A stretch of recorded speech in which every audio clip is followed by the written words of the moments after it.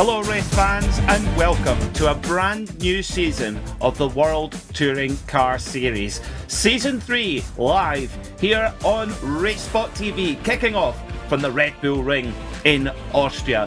My name is Peter Mackay and I'm delighted to be back joining you for another season of touring car action here in the virtual world of motorsport. And joining me today on the show is Fordzilla driver and Porsche Carrera Cup GB driver William Chadwick. William, a very warm welcome to the World Touring Car Series. Thank you very much. I've jumped on a few of these once or twice in the past. I think I did Belle-Isle, maybe it was last season or the season before. Thoroughly enjoyed it. Always a super competitive field, and I'm really excited for the tough racing we're going to get today. You bet we are. Yeah, slightly different circuit to the tight streets of Detroit Belle-Isle here at the Red Bull Ring in Austria. Much more modern circuit as well. Well, we have 12 rounds of top action ahead of you here in the World Touring Car Series. We have 10 sprint events, the more traditional format here in this championship. 3 20-minute races with reverse grids in race 2 and 3, which are always a lot of fun. We also have the return of the feature events as well. 40-minute races with a mandatory pit stop. So a little bit of a different flavour to this season's championship. Season 3 of the World Touring Car season, with Ross McFarlane returning as the defending champion, Quentin Guinness returning as the defending champion, with Ross McFarlane the champion in season 1. Who will come out on top in season 3? Well, we will find out over the next 12 weeks here on RaceSpotTV, kicking off here in the Red Bull Ring, and then we head just across the border to Germany, to the Hockenheim Ring, Monza, then our stateside swing, Canadian Tire Motorsport Park and Sebring International Raceway, with Nürburgring kicking off the half part of the season. Then we head to Japan, Suzuka Autodromo Jose Carlos Pace, also known as Interlagos, Watkins Glen, Manicure, a new circuit to the iRacing platform. One very close to my heart, Knockhill Racing Circuit in Fife in Scotland as our penultimate round for the first time here in the World Touring Car Series, and then finishing off with the Silverstone National on the 27th of April. So the first few months of 2023 are going to be packed jam full with touring car action here on RaceSpotTV, thanks to our wonderful sponsors Free M and new for this season, Butt Kicker as well. Well, the drivers are in the middle of their qualifying session at the moment. Open qualifying session here, so always difficult to get a little bit of clean air. And here at the Red Bull Ring as well, Will, there's a lot of long straights, so that draft from the car in front of you, always an important factor. Yeah, I've been watching the last few moments here at qualifying, and you can see how important it is for the drivers to get a good tow around this Red Bull Ring circuit. It's also important to note how easy it is to get an off-track round here, so I see a few drivers that have struggled with that, potentially some good laps they've missed. And it's always going to be a challenge as this qualifying session does come to a close to get the lap in. Well, it's car number 1, our defending champion, Quentin Guinness, on pole position with our Season 1 champion, Ross McFarlane. They are in second position, with Kieran Harrison right there in third position as well. So lots of familiar faces in that top 3. But in fourth, we have the number 29, Norbert Leitner, the Hungarian, joining us for this season. A driver who's super quick in TCR machinery and just sitting a tenth and a half off pole position at the moment. Great to see James Holman and RD Simsport back for another season here in the World Touring Car Series. They had a fairly good run last season. Let's see how they get on this year. Top of the AM class at the moment is Matthias Pintila in the number 12 car, 25th overall. So certainly the balance between our pro and AM class drivers, Will, has been very well manufactured indeed. Yeah, it looks like a good split at the moment. You can see like a clear definition between the pros and the AMs. They all look to be reasonably close together. Of course, we've got that kind of separate top 5 in the pro class that seem to be just a little bit ahead of the rest of our pack, but don't forget that could just be down to getting the perfect tow and the perfect lap together in qualifying, and I would thoroughly expect to see a good fight for the whole top 10 going into the race. Matthias Penttila, one of our few Honda drivers in the field, dominated by Hyundai Elantras mainly. A few Velosters in there as well, but the Hyundai Elantra seems to be the preferred car. The top 14 locked out by those Korean machines, with the first of the Japanese Hondas, Jake Blackhall, in 15th. Overall. Well, qualifying is complete, and this is how they will start for a brand new season of the World Touring Car Series right here on RaceSpotTV. Pole position goes to your defending champion, number 1, Corentin Guinez, alongside Season 1 champion Ross McFarlane. Then row 2, Kieran Harrison and Norbert Leitner, with Nathan Ams and Wojciech Savidovic, the old stager, in there in 6th position. Miguel Freitas and Esteban Rodriguez start on row 4, with a newcomer to the series, Nicholas Laubisch, alongside triple British Touring Car champion Ash Sutton, rounding out the top 10. Terje Flaten rolls off from 11th, alongside Szilard Nagy. Then it's Morgan Butler and James Holman, followed by Jake Blackhall in the first of the Hondas. Then it's Michael Polishek, Jaroslav Sebula and El Neil, rounding out the 9th row. 19th will be David Baker, followed by Jack Sedgwick, moving to the Hyundai Veloster from his Honda last season. Then it's Stephen Walker, Pete Newman, Spencer McCarthy and Sam Blees, rounding out row 12. Row 13 will be Matthias Penttila, our AM-class pole sitter, alongside Øystein Herford. Then it's Richard Simner, Dan Martin, Damon Mulqueen and Jamie Brushworth, rounding out the top 30. More to come: Andreas Gilman, Sam Smith, Mike Pollard, Akram Zenoun, Tom Stanley and Harry Fox. It will start from 36. Then it's Stuart Bickley, James Parker, Hacken Ask, Mark Johnston, Chris Chatterton and Nick Clibbins, starting from 42nd. Daniel White will roll off 43rd, followed by Ryan Hamilton, Nathan Davies, Patrick Faulkner, Rob Sutherland and Alain McCain. Then it's Neil Rocks, Neil Stevenson, Carl Johnson, Marcus Law, Daniele Guidici and Scott Malcolm, 54th on the grid.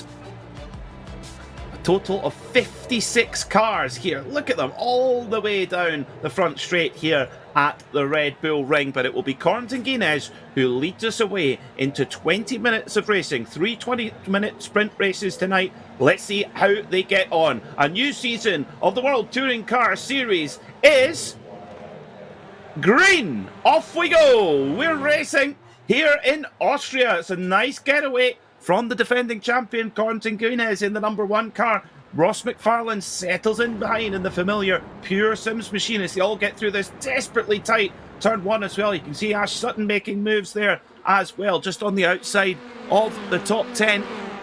And down the front straight they go for the first time as well. Looks like, oh, just as I say that, a little bit of smoke kicking off in the background there. Well, did they all get through? Did they all get through clean? I think they did. It looked to be a really, really clean start actually from most drivers. Of course, Red Bull Ring isn't always the widest track in the world, but I think everyone did a really good job to get away nice and clean. And it was a very formation start for our top 5 there. They all kind of slotted in one behind each other, and it looks like at least Ames is going for the move down the inside to try and make up. It would be 3 Sim RC cars in the top 4, but he's going to be on the outside here, so I think it'll be a hard move to complete. Yes, MRC very well represented in this championship. It's all getting very cosy indeed there. Norbert Leitner in the 29 car gets ushered off the road there in the Impulse Racing machine. Now, who was that who gave him a little bit of a helping hand? I think that was Nathan Ames there. A little bit of a push and run there, Will. So all clean in the first sector, and then in sector 2, the gloves come straight off. Yeah, it's just a bit of touring car racing. I mean, it's kind of what you come to expect from these cars. Was a little bit of a push, you know. We'll see if the stewards think anything of that. But what it has done, importantly, as we see another little push, I think further down, is it's created quite a large gap between, I think, well, what is that, 4th and our top 3, which I don't even know if they'll manage to catch. Both are our champions from Season 1 and Season 2, and also Kieran Harrison, who's notoriously fast in the TCR car. Yeah, one of the very best on the service. You're absolutely spot on there. But it's Guinez who leads from his teammate Kieran Harrison at the moment. Unfortunately, our newcomer to the series, Nicholas Laubisch, got a slow down penalty there. That was why that red and black Urano eSports car was going slow on the circuit as well. So it's Guinez from Harrison Ross McFarlane there in third, so he's dropped back a position as well, allowing a Sim RC 1-2. And Sim RC was so good in the opening stages as well. More hip and shoulder going on there on the outside of the top 10. One of the Impulse racing cars again getting bullied around a bit of it. I think that was Miguel Freitas, who then in turn gets dive bombed. Yes, it was dive bombed by Wojciech Savidovic in the orange, black and white machine. All Hyundai Elantras making up the whole of the top 13. Jake Blackhall's made up a position in the first of the Hondas. He's there in 14th position, but it seems like, well, the Hyundai Elantra, all the top drivers have plumped for that car, which usually means that's the one to have. Yeah, I think it's a slightly longer wheelbase than what we see from the Civic and the Veloster, and I just think that probably gives it a little bit of an advantage in the corners. And as you can see with like the BOP not being too strict on it, at least at the moment, it looks to be the dominant car. Yeah, of course, the World Touring Car Series have implemented their own balance of performance adjustments, just like you get in the real world of TCR competition. The cars are balanced out to make them as close as possible. There's James Holman trying to defend, but I think he's had to just drop back with another slow down penalty of his own, and he could get swamped there as well. But yeah, the balance of performance, very, very important to how things plays out. Both of the Hyundais, the Hyundai Veloster and the Hyundai Elantra, have had 1.5% of their power taken away and 5 kilograms added. Well, you can see that it's not slowing them down much, that is for sure. And then the Honda, though, interestingly, has had no power taken away, but it's had 8 kilograms added to it. So another 3 on top of the Hyundai. Now, we do have balance of performance for the Audi, but no one has chosen the Audi. Unless Craig Williams shows up with it, because last year we named him, well, the Frank Biela of World Touring Cars, because he won a race in the Audi.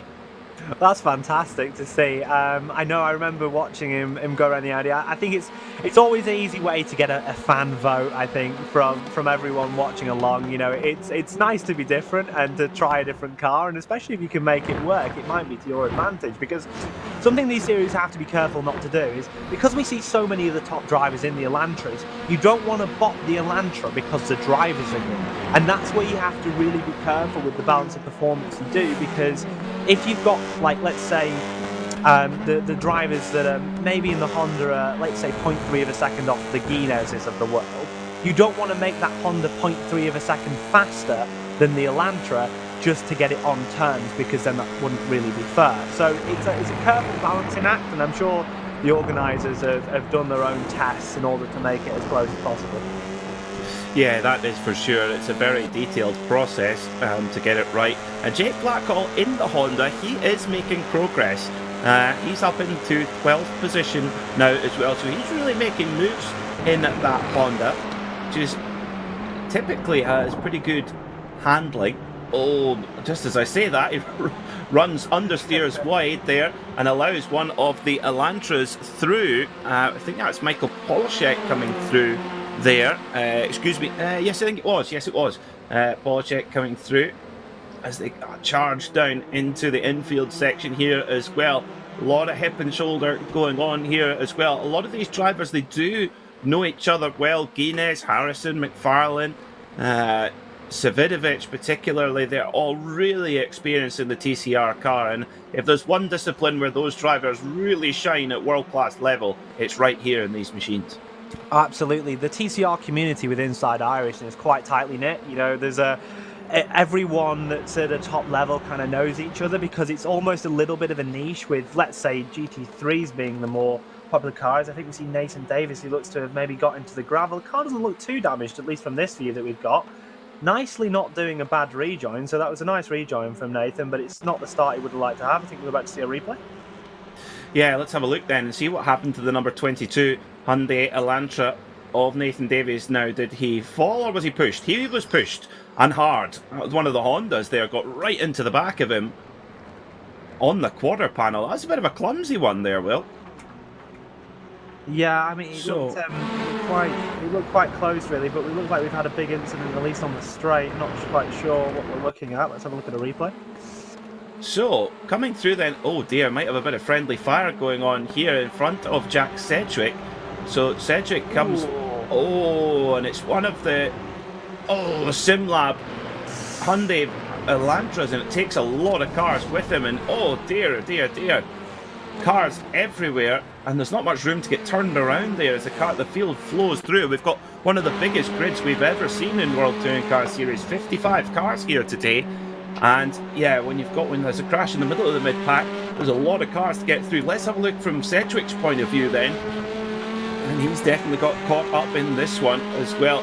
Tries to avoid, and there's nothing he can do there. And pancaked hard into the wall there for Sedgwick. Oh, and another one for good measure. Oh, not a good start to Jack Sedgwick's season. Oh dear me, there's cars everywhere. And Will, I mean, you've raced at the top level. I definitely don't.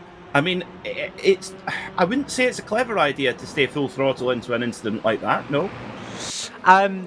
Maybe not, but you're never wanting to give up any advantage to your competitors. You know, if you can think, oh well, if I could just thread the gap through here full throttle, you know, you might make up some positions, or you could end up dead. It depends how you view your place in the field. Do you view yourself as needing to protect your position and not crash and get the points, or is it the first round you might as well send it a little bit harder? But yeah, like you say, with cars round in the middle of the road, it can always be hard to avoid, especially when you have so many cars in front of you and not clear line of sight. And I think that's what we saw there, really, for some drivers. Yeah, I think so. Yeah, it can definitely be on both sides of the coin there. Well, just coming up to half race distance, so we've got a bit of a breakaway with our leading trio. How many times have we seen this? Guinness from Harrison, McFarlane right in there as well. And we often see these top drivers, they're so closely matched on pace that in race one, if you qualify well and get away well, it's very difficult for the other drivers to overtake, particularly if you've got a teammate to help you with as well. Sutton's off. Ash Sutton is off the road in the Napa Racing UK machine. Oh dear, oh dear, oh dear. So what happened there to Ash Sutton? Did he fall or was he pushed? Number 38, Ash Sutton in the Hyundai Elantra, drives last year drove a Ford Focus in the British Touring Car Championship. Let's have a look then, see what happens to Ash Sutton. He's in the middle of this melee, sandwiched in between two cars. Does he get a help? Let's have a look then. As he come down into this right-hander, it's all going on.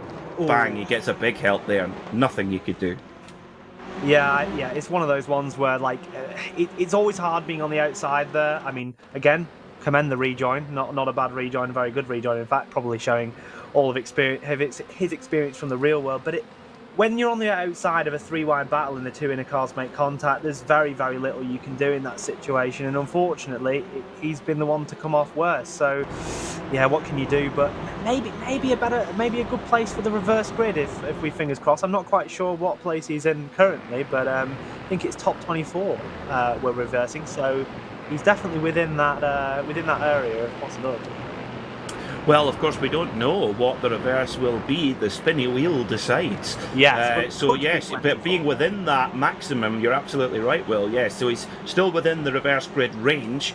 And, of course, racing in the British Touring Car Championship, if your day doesn't quite go to plan, you've always got race 3 where they reverse the top 12, or they pick the ball out of the hat to decide how many of the top 12 they reverse, to be more accurate. And one thing about Ash Sutton is he is an absolute demon, one of the very best in the business at making up positions and overtaking. So he will not take this lying down, that is for sure. Now, good news for fans of the Frank Biela of World Touring Car Series, Craig Williams himself, he said he is in this season. He has chosen the Audi, keeping up his Frank Biela status. He just can't make this round, but we'll see him next week, I'm sure.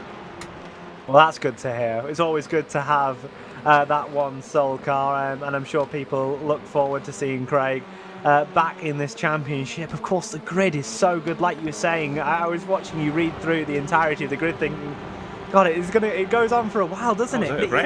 It's really good to have that much support. You know, sometimes in championships, you maybe see a 20, 30 car grid, which is really good. But when you've got 50, it's a different vibe. It feels like a real race weekend. I mean, so well supported, and it shows you how much people really love this series.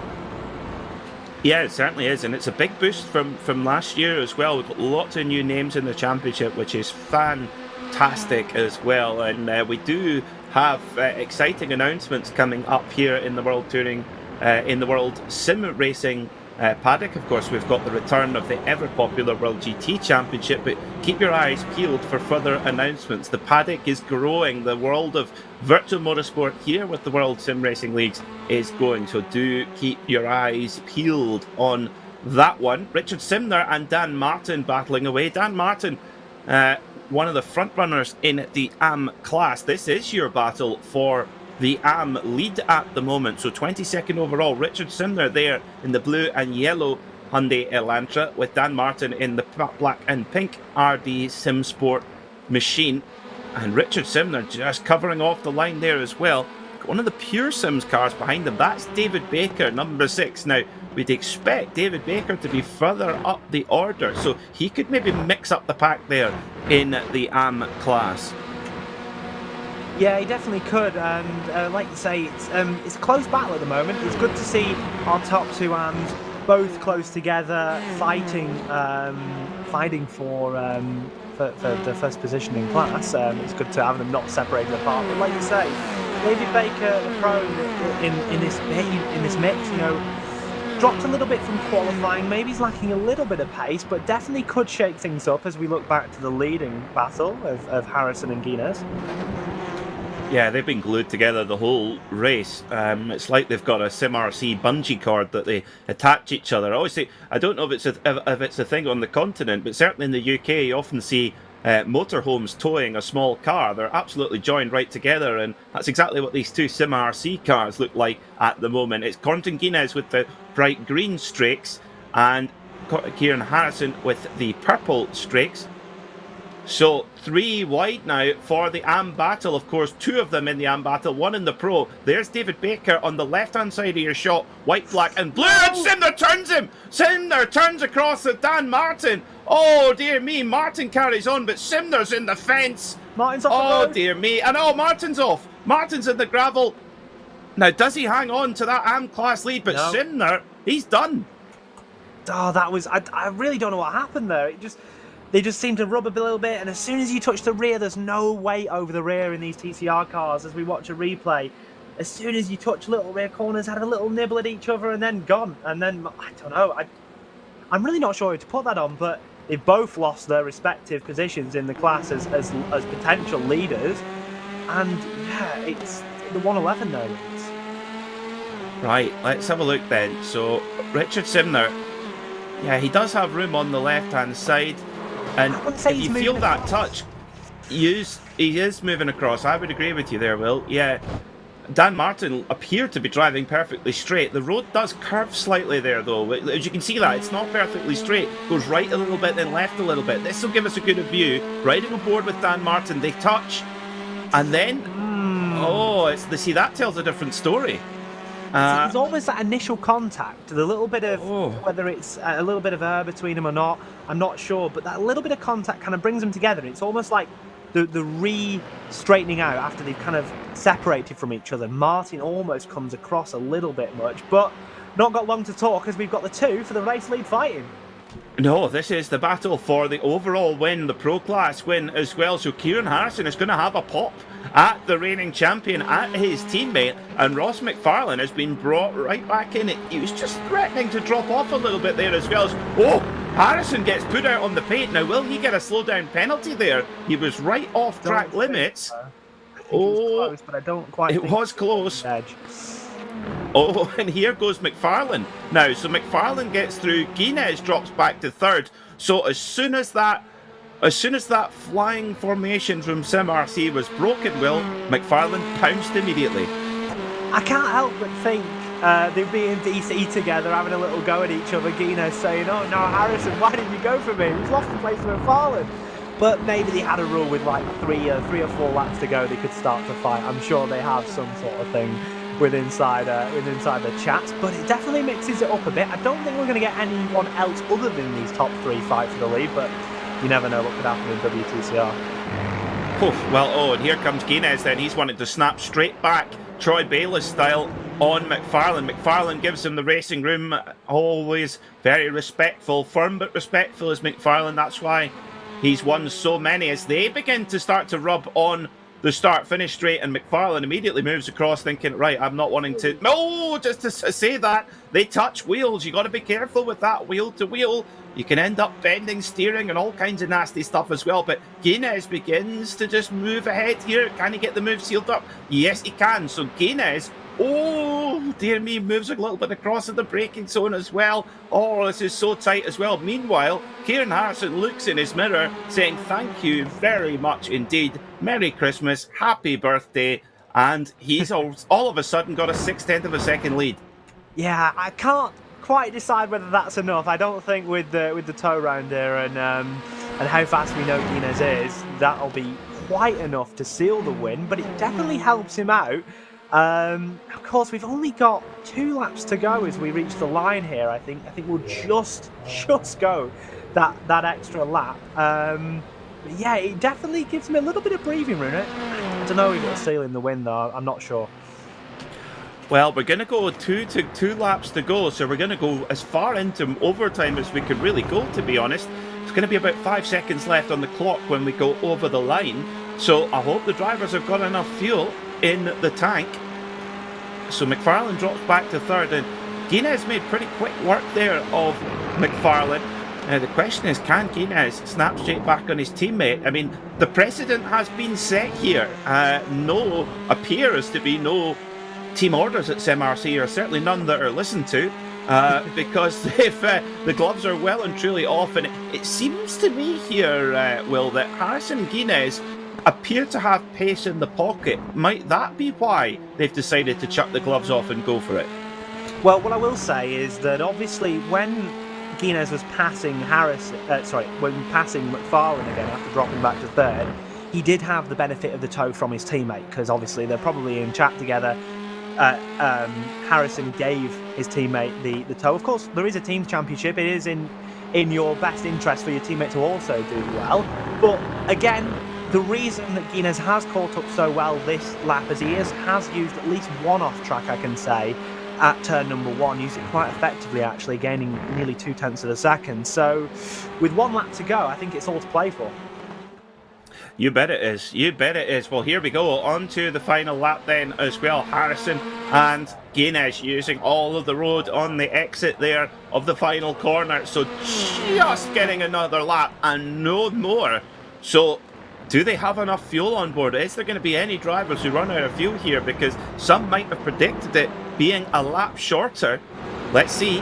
So this is your battle for the top 3. Also, don't forget the battle for 4th. Nathan Ares and Norbert Leitner. They're in 4th and 5th. Good start to the season for them. Wojciech Savidovic has moved his way up into 6th place. Polishek in 7th as here goes Guinness. Here goes Guinness for the lead on Kieran Harrison. They're side by side. And guess what? That's brought McFarlane back into the mix as well. So Guinness has put the move on his teammate there with the bright green streaks, the number 1 on the door, and McFarlane's getting a draft from Harrison in the purple streaks MRC car as well. Guinness has got the inside line for now. Harrison's going to tough it out. Is his teammate going to give him the room? Yes, he is. Through they go into the middle section then as well, and it's Harrison who's got the inside line here, as does McFarlane. Is he going to squeeze through on Guinness?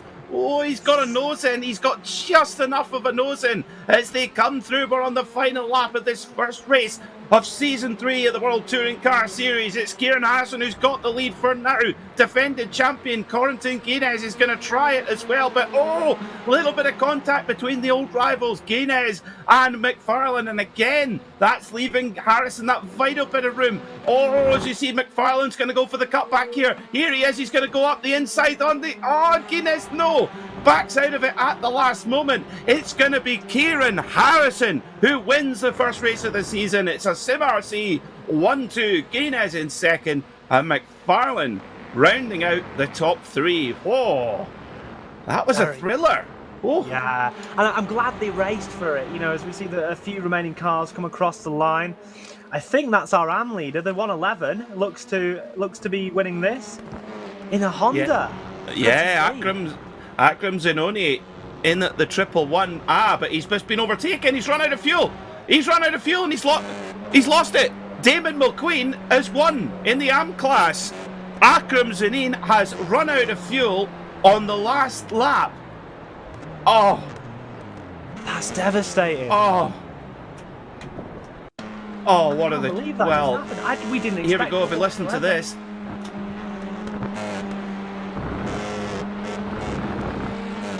Oh, that horrible coughing noise. No fuel left in the tank, and David McQueen will not believe his luck. Well, we mentioned it, didn't we? Well, fuel was going to be an issue there with that extra lap. Yeah, and you can see his car stopped second place, but it could have so easily been first. Obviously, still a really good start to the season, but God, it's so close. The last corner, not even led every corner of the last lap. Deary me. Well, of course, we did see the battle between Dan Martin and Richard Simner. Of course, they were your AM battle, and Zanoni had got into the lead, but Damon McQueen pinches it on the last 100 meters. Well, let's see then how much of a reverse grid we're going to get for race number 2. So this number here tells us how much of race 1 result we reverse to give us our grid for race 2. As always, a huge thank you to our sponsors, Freem UK, Pure Sims, and of course Butt Kicker. It's 19, so that, by my reckoning, puts Jamie Rushworth on pole position for race number 2, with Ash Sutton making it into that reverse grid flip as well. So, Kieran Harrison then, your winner after 13 laps of racing, your winner here in the opening round of the World Touring Car Series Season 3. Corentin Guinness makes it a Sim RC 1-2 with Ross McFarlane ever present for Pure Sims in third. Nathan Amish finished in fourth to make it 3 Sim RC machines in the top 4. Then it was the first of the Impulse Racing cars, Norbert Leitner, rounding out the top 5. Then Wojciech Savidovic was 6th, followed by Michael Polishek, Esteban Rodriguez, Terje Flatten and Jake Blackhall, rounding out the top 10 in the first of the Hondas. Great run for Jake. Morgan Butler was 11th, followed by Jaroslav Sebula. Miguel Freitas was 13th, followed by James Holman, Szilard Nagy, Ash Sutton, Sam Blees, Stephen Walker, Jamie Rushworth and El Neal rounds out the top 20. So Jamie Rushworth will be your pole sitter for race number 2. Oystein Hereford finished in 21st, with David Baker coming home 22nd. And well, what a finish in the AM class. Damon McQueen pinches the lead in the last 100 metres of the race. And spare thought for poor old Akram Zanoni in the 111, that car running out of fuel on the very last, well, not even the last corner, with the view of the checkered flag, it coughed out of fuel. Dan Martin recovered to third in the AM class after that incident with Richard Simner early on. Tom Stanley was 26th, followed by Nick Clibbins, Harry Fox, Ryan Hamilton and Mike Pollard rounds out the top 30. Stuart Bickley was 31st, followed by Alex Conde, Hakon Ask, Chris Chatterton, Rob Sutherland, Andreas Gilman, Mark Johnston, Daniel White, Neil Stevenson and Nathan Davies. They round out the top 40. Marcus Law was 41st, with Scott Malcolm making up 12 places to come home 42nd, with Daniele Gadici right there in the Sim Stickers racing machine. James Parker was 44th, followed by Neil Rocks, Alain McCain, Spencer McCarthy, Richard Simner, Matthias Pentola and Pete Newman rounds out the top 50. And these all some big names here not finishing the race. Sam Smith, Jack Sedgwick, Carl Johnston, Nicolas Laubisch and Patrick Faulkner all not making it to the flag. Not a good start to the season for those drivers. So we'll be right back out here on RaceSpotTV. Coverage of Race 2 coming up soon. Don't go anywhere.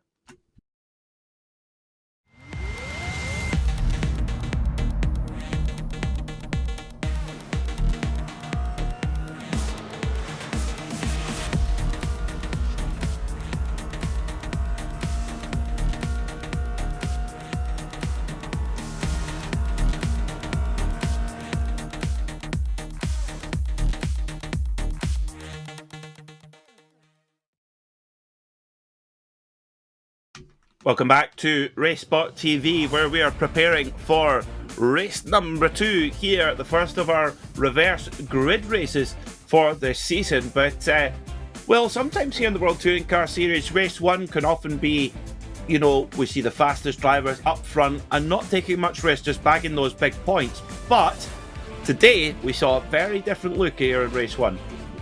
Yeah, it was a risky little end, wasn't it? But there was still little bits of team games in there, you know.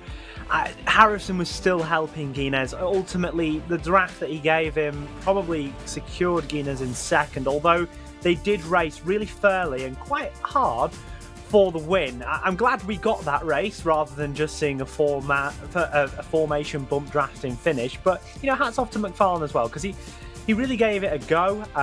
He didn't quite go well quite go as well as he'd like. You know, third is obviously still a good start to the season, but it's all eyes on the reverse grid now, because can they make it back through? Who's going to get in little incidents here and there? You know, I'm sure it's going to be really interesting.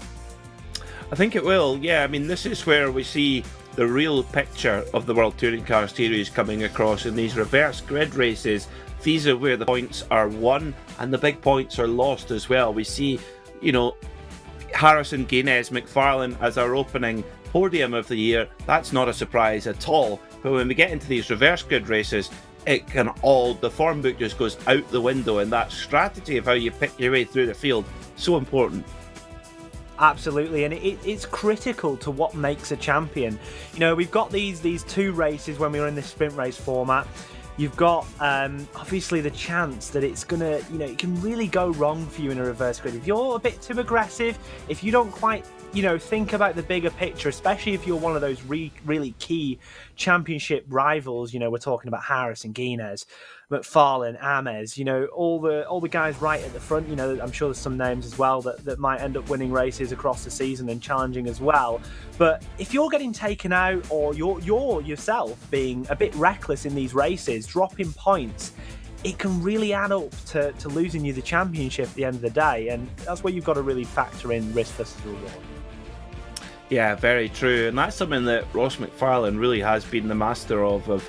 That's why he's so many times the World GT champion, is making up those positions in those reverse grid races and keeping out of trouble. He's always been a master at that, and that was something that Corrington Guinness last season really added to his lockout. He's always been super fast, but he really was the complete package as well. I mean, let's talk a little bit about TCR as a category here, Will. I mean, there's been quite a few sort of high-profile competitions, this one included, coming into the space now. The WTCR category here on iRacing, it really seems to have been invigorated in the last 12 to 18 months. You're absolutely right. Of course, we saw it being ran in VCO Infinity as a discipline both times. You know, that's obviously a big event that is run throughout the year, and these drivers got a really good chance to show how well they were. I also drove the TCR, and I can tell you for a fact these guys are really, really fast. I didn't get better than, like, I think 8th, so they were kind of slapping me up a little bit, but you've also got IMSA in the IMSA series, obviously the 4-round IMSA series we saw in iRacing. That obviously was GT3 and TCR. Again, a really good opportunity for those TCR teams and also drivers to show how good they are. We saw SimRC and how strong they were for the entirety of that championship in IMSA. I'm pretty sure they won it overall in the end. And yeah, it's almost been revitalized, especially with the new cars added recently. You know, for the longest time, I remember it only being the Audi, and then in the space of 6 months, I think we had 3 more cars added to the class. So it really shows you how much of a growing area it is. It is, and I think the number of people we've got in this championship, the World Touring Car Series, really does attest to that as well. It's great to be back here for another season on RaceSpotTV for the World Touring Car Series as well. But the World Sim Racing action does not stop here on RaceSpotTV. On Monday night, we kick off a brand new season of the World GT Championship as well. Many of the same drivers you'll see tonight taking part in a variety of GT3 machinery. So do be sure to get in touch with us, to come and see us on RaceSpotTV. Good also to get in touch with us on the RaceSpotTV live chat as well on YouTube. Hello to you all watching on YouTube as well. I can see a little bit of discussion breaking out after that incident. Poor old Richard Sibner found himself in the barrier as well. And also talking of Honda heartbreak and Honda fuel efficiency, is it can only run with what you put in the tank. I wouldn't blame the little Honda for using too much fuel. Yeah, it's heartbreaking, isn't it? But we mustn't take away from the win of the other driver that I obviously forgot the name of before saying that. But what I will say is it was still a really good race. We saw a lot of drama in the AM class. You know, we obviously had that pretty high profile crash for the lead, which was really dramatic as well, with Martin missing his braking point going off. But like you say, it's one of those things. You've got to plan for the race. You've got to make sure you've got enough fuel in the tank, and that's where little tools and experience of these other drivers may have, like, for example, caps or something, which kind of estimates how many laps is going to go in the race, can help you out, because, you know, running out on the last corner like that is so heartbreaking. But, you know, we mustn't take away from the win of Damon McQueen. No, definitely, you've got to be in it to win it. That's very sure. Of course, this is a big week in the iRacing year. Right off at the bat, it's the Daytona 24-hour week. I'm sure you and your Team Fordzilla colleagues are practicing hard. I mean, tell us a little bit about the few days before such a major 24-hour race like that. Well, it's a huge event. It's probably the biggest 24-hour event of the year on iRacing, especially after some race in the French countryside went missing. But you've got to say that it's a huge process to prepare for a 24-hour event, and you know, a lot of these drivers will have had experience from it, whether you're competing at split 1 or even split 20. You've all got to be in it together. You know, you need to plan your stints out, you need to all be consistent enough and not be able to, well, hopefully not crash the car. I've definitely done it before.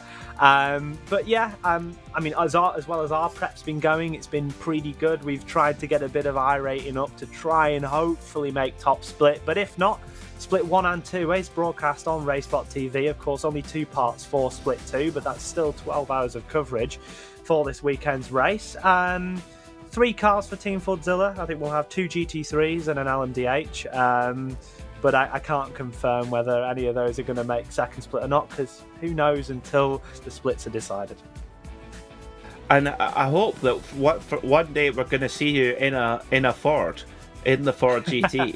It would be beautiful. It would be great. But obviously we've got the Mustang GT3 due in early 2024, which hopefully we'll see on this platform. You've got the Mustang GT4, the newer one, due later this year. So, and maybe even a Ford Focus in TCR. You never know. So maybe the Fords will come one day, and we'll be able to get in that. But for now, we'll be in a Porsche, I should say.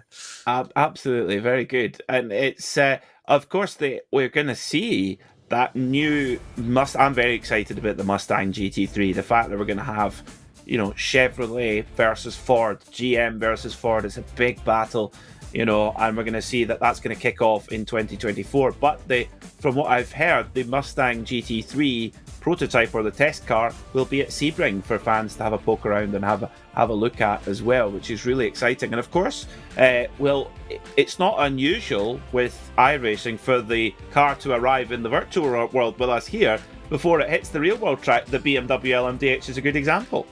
I really hope so. I hope they can strike a deal. I mean, I'm hoping the fact that the Ford GT, the old one, the really, really old GT3, that, well, what isn't an Emmy IMSA stuff, but I'm sure if anyone's raced the VRS Sprint Series, they will have seen the car being used a little bit. Of course, some people that are... Ethan Bass is the legend of that car. He always runs it. What a legend. But I'm hoping the fact that that's been kept around for a long time, no other American manufacturers, maybe a little bit of a deal. I don't know. I can't say anything. I don't know. But I'd like to see a Mustang GT3 as soon as possible, really. Yeah, I've heard that Joey Hand's been working very, very hard on the development of that car as well. I think it's going to be super, super cool. I always think that the V8, especially the high-performance V8 you get in that Mustang, oh, what a noise! What a noise it makes as well. Coming into race 2 here, we're going to see now we do have a little bit of a change on our timing screens here as well. It might be that we had a late race penalty, because on my timing screen Well, it's now showing me as El Neil who'll be starting on pole position, and Jamie Rushworth has been, everyone's moved up one basically. So Rushworth was in 19th and therefore reverse grid pole, but he's moved up one, meaning that El Neil will benefit on that. I don't know if that's what's coming up on your timing screen. It certainly is on mine. On my end, at least on the iRacing side, I saw that Ashley Sutton actually ended up, well, what it says is 56 seconds off the pack. What I do suspect is that could be an incident infringement. That'd be my bet. On the last lap. On the last lap, it gives you a penalty if you've gone over. I can't be ultimately sure of that, but maybe it was high incidents. I'm pretty sure Ash did have about 17 incidents, or maybe even more than that. Yeah, so he's showing us, he's classified as 44th. So to explain to our viewers what that means, the drivers get a certain number of incident points that they're allowed to accumulate over a race. The way they're handed out is 1 for stepping over track limits, which is always a discussion at a modern circuit like the Red Bull Ring. 2 if you have a spin, and 4 if you have a significant contact with another car. Now, that can be somebody ramming you from behind. As most iRacers know, you can sometimes get a naughty boy penalty without actually hitting anybody. You've been drilled 3 times and so over to the pit lane you go. But the problem is, of course, well, if it happens on the last lap, you can't then serve the penalty and you get a post-race time addition.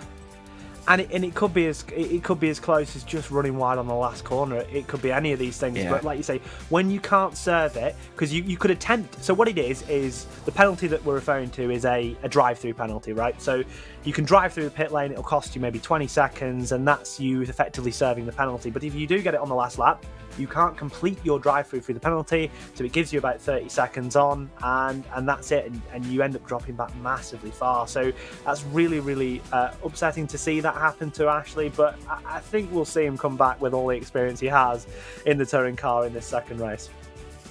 Well, I have heard in the past that Ash does use this, use the iRacing platform and competitions like the World Touring Car Series to just keep his overtaking skills really, really sharp. Of course, a very decorated touring car driver, 3 times a British touring car champion, and he's so very, very impressive driver indeed, and it's important for that. And certainly starting from 44th on the grid, that will give him plenty of overtaking practice in this upcoming race. The drivers get 18 incident points to use up, which over 20 minutes you might think is not much, but considering the amount of contact that we saw in that first race, it stands to reason that they're going to top up quite quickly. Yeah, so Ashley's points in the end was 19 actually, so it does indicate that it was stepped over. But yeah, like you say, it could be anything. You know, obviously we saw little contacts which can end up being 4Xs. It depends how the game can determine it, and that's sometimes why you see series opt out of running the system as a whole. They'll still keep the off-track system, but they may say that, let's say, there's no limit and you can get this many off-tracks. If you go over it, will penalise you post-race. But it all depends. It's a quirk of the service, and it's a quirk of each series you run. You have to be aware of it. And although it might not be your fault, I'm sure a few off-tracks in there came into play, which you can technically avoid. So yeah, it's a bit of a balancing act, but it's always really unfortunate when it happens on the last lap and you're not able to serve it. Well, we thank you for your patience here on RaceSpotTV. We just had a little bit of a technical glitch getting race number 2 up and ready. As you can see, the drivers are out in their quick warm-up session before we go racing. So 2.5 minutes to go, and we will have the second of 3 races here for you on RaceSpotTV. 20 minutes the distance, and I would think, well, there might be 1 or 2 drivers who are just putting that little bit extra, a couple of teaspoons extra fuel in there to make sure they get over that line on the start of this in this second race. Well, of course, drivers are always looking for the smallest advantage possible. Of course, the track temperatures may have changed, as we're seeing that it is 24 degrees air and 24 degrees air and 42 degrees track, I think, which is quite hot, especially for the track. But the air will keep the engines performing well. Of course, in iRacing, the air temperature does matter quite a lot more than the track. You know, I'd say a variance in 10 degrees track only accounts to around 0.3 of a second, where 10 degrees there can be anything as much as a second. So it's always important to keep an eye on the conditions we've got here today. You know, clear skies over the Red Bull Ring. I wish it was clear skies over England right now, because it's been quite cold these past few days. But yeah, like you say, interesting to keep an eye out on. Of course, drivers could be just trying to get used to the conditions, and you know, if people are not fueling enough, or they weren't in the last one, you know, they definitely could be fueling a little bit more for this one to make it over the line, especially if you don't value those 1 or 2 litres as costing you too much time in the race. Yeah, certainly those extra few litres, just those extra couple of kilos have been of course, the difference in balance of performance. The Honda Civic Type R's had 8 kilograms added to it. The Elantra just 5. So yeah, that's only the difference of a few litres of fuel. So yeah, you're absolutely right. Those little tiny margins do make a difference, particularly in a relatively it's not a spec formula, but it's pretty close to it. Relatively pre-prescribed regulations of what these TCR cars are built to. They're all front-wheel drive, of course, 2-litre turbocharged engines, and relatively simple, and of course theoretically balanced out in performance as well. But it's really been the Hyundai Elantra show so far, which is what we had in season 1 of this championship. Season 2 was much more balanced. We had Hondas in there all the time. We had various Hyundais, but it was definitely the Elantra that was the car to have in season 1. Seems like in season 3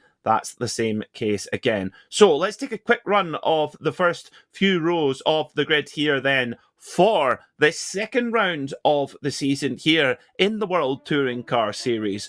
12 race meetings and over 30 races for you throughout the season. Who will be the champion? Well, we're just getting started. Kieran Harrison, he takes an early lead in the championship after winning the first race of the season. So it will be El Neil then who starts on pole position alongside Jamie Rushworth. Then it's Stephen Walker and Sam Blaze with Szilard Nagy and James Holman rounding out row 3. Then it's Miguel Freitas, Jaroslav Sebula, Morgan Butler, Jake Blackwell, Terje Flatten and Esteban Rodriguez rounding out row 6. Then row 7 is Michael Polacek and Wojciech Savinovic. Then Norbert Leitner, Nathan Amis, Ross McFarlane and Corentin Guinness.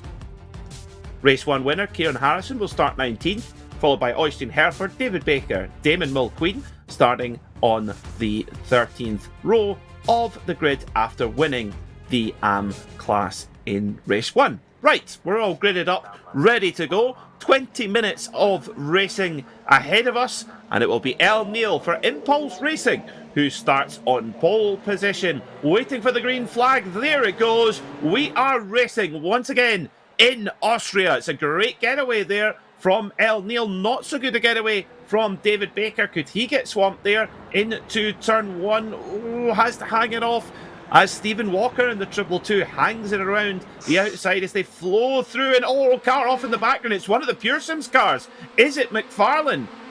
Oh, it's McFarlane. It's Ross McFarlane is off the road at turn 1 here, Will.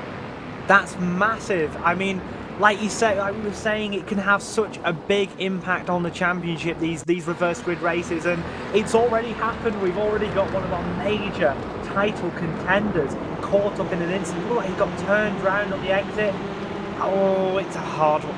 That's a really hard one, because obviously the Impulse car is off the circuit. Everyone's a lot wide is the best way to put it. And yeah, it just, like we say, another one of those rear contacts, and the car just goes round so quickly.